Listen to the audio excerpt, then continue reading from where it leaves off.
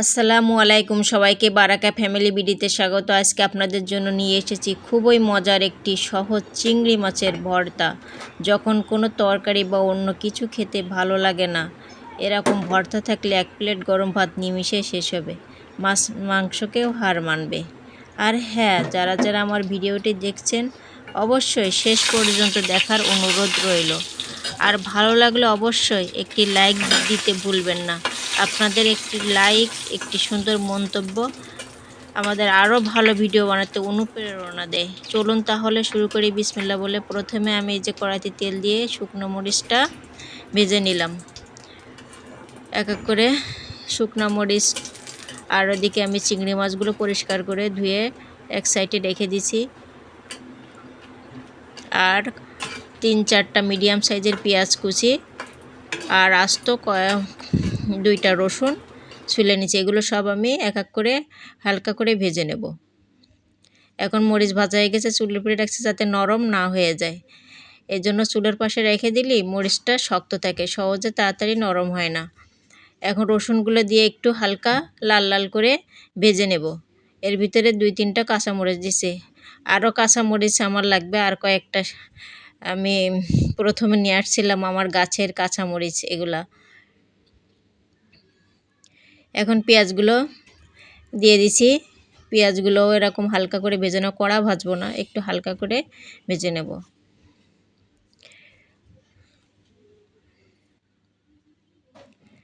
এগুলো সবগুলো একসাথে ভেজে একটু হালকা লাল লাল কালার হলে আর কি, বাদামি কালার হলেই উঠায় নেব।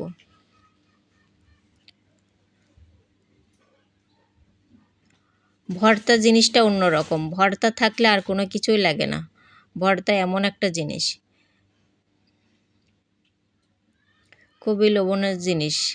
আমার তো অনেক মজা লাগে ভর্তা জিনিসটা, কম সময়ের ভিতরে তাড়াতাড়ি হয়ে যায়।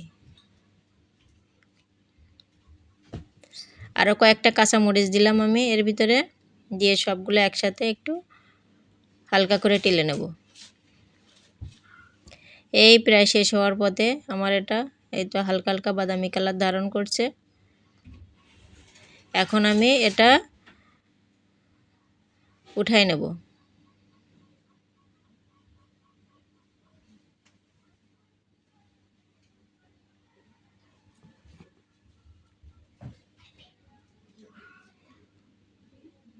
এই যে হয়ে গেছে, এখন আমি এটা উঠাই নেব আস্তে আস্তে করে।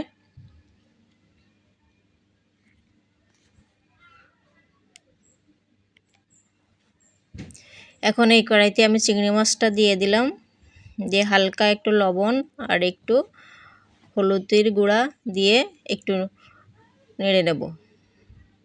আমি তেল দিই নাই, এতে যে হালকা যে তেল আছে ওই তেলেই হয়ে যাবে আমার ভাজা।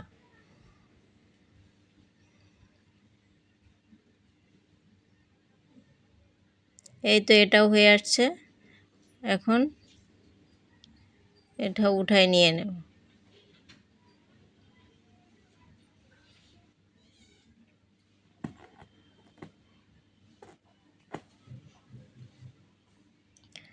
এখন আমার এটা হয়ে গেছে, এখনও উঠায় নেব এগুলা। এখন সবগুলো এখন নিয়ে আমি এখন পাটায় বেটে ভর্তাটা বানাবো। পাটায় বাটে হাত দিয়েও করা যাবে, আপনার ব্লেন্ড করলেও করা যাবে। তা আমি পাটায় একটু ভালোভাবে বেটে নিলাম। আগে প্রথমে মরিচগুলো সুন্দর করে একটু বেটে নেব ফিনিশিং করে। পাটায় ভর্তা বেটে বানালে এর টেস্টটা অন্যরকম লাগে।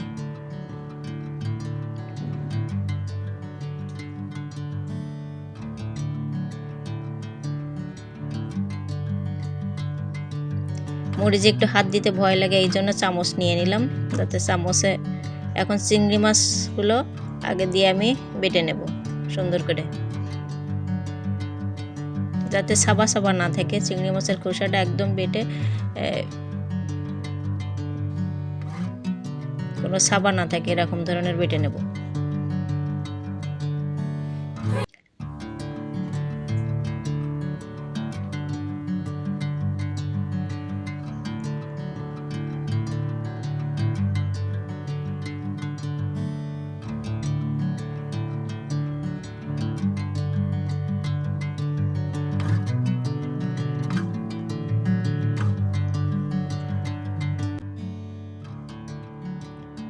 সবগুলো একসাথে সুন্দর করে বেটে নেব। পেঁয়াজ মরিচ তো বেটে প্রথমে বেটে নিলাম, এখন চিংড়ি মাছগুলো অল্প অল্প করে বেটে নিচ্ছি যাতে না পড়ে যায়।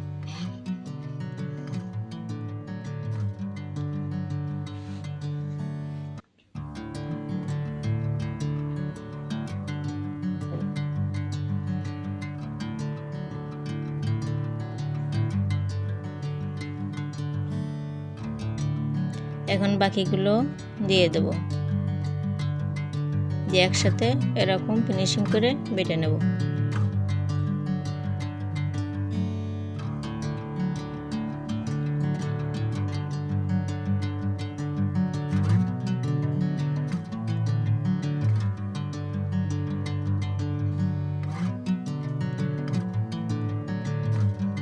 একটু লবণ প্রথমে দিছিলাম, আর একটু লবণ দিয়েছি যাতে তাড়াতাড়ি বাটতে সুবিধা হয়।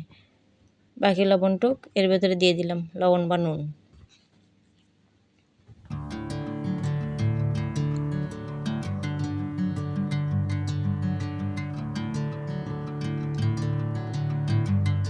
আলহামদুলিল্লাহ আমার এই যে বাটাও শেষ হওয়ার পথে, আমার ভর্তাও রেডি হয়ে যাচ্ছে অলরেডি।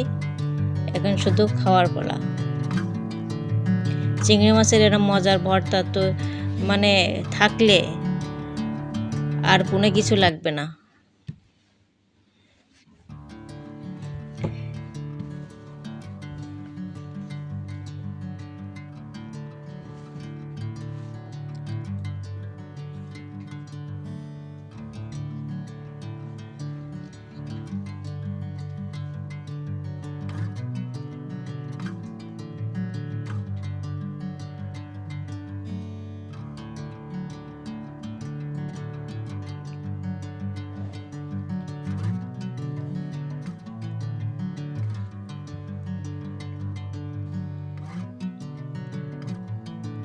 এখন একটু সামান্য সরিষার তেল দিলে পারফেক্ট মজাদার ভর্তা হয়ে যাবে।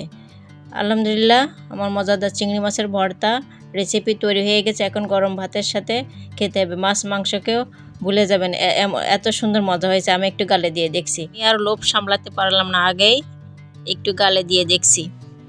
আর হ্যাঁ, বারাকা আপনার মতামত কমেন্টে জানাবেন এবং বারাকা ফ্যামিলি বিডি চ্যানেলটি সাবস্ক্রাইব করে পাশে থাকবেন। সবাই ভালো থাকবেন, সুস্থ থাকবেন। আল্লাহ হাফেজ। আবার নতুন কোনো ভিডিওতে দেখা হবে।